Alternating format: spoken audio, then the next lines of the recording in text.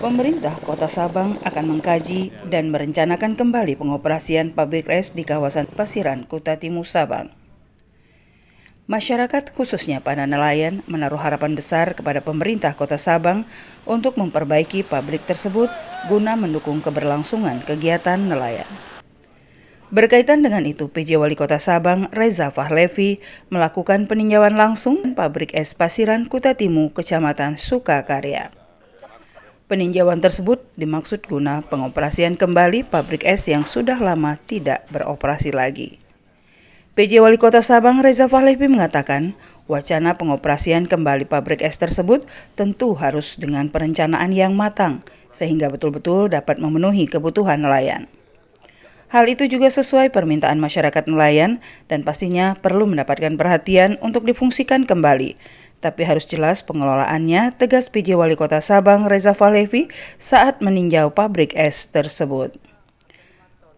Lebih lanjut ditegaskan, yang terpenting untuk diperhatikan jangan setelah diperbaiki pengelolaan tidak jelas sehingga kembali seperti ini.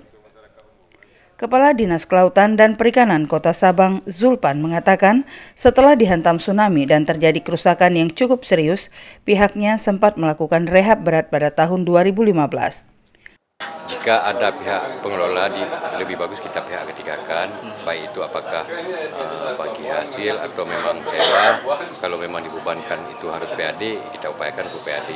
Itu kan tergantung kebijakan, yang penting ini bisa terdorong. Kalau memang ada waktu-waktu tertentu yang memang sifatnya rugi, mungkin pihak ketiga tidak bisa melakukan itu, berarti kan pemerintah kan harus masuk di situ. Setelah dilakukan perbaikan, pabrik es Pasiran Gampung Kuta Timur tersebut dioperasikan oleh pihak ketiga, namun hanya bertahan 1 tahun. Ini juga menjadi harapan masyarakat nelayan, terutama nelayan wilayah Pasiran, yang kita ketahui ada 3 kampung, yaitu Kuta Timur, Kuta Barat, dan Kuta Raya.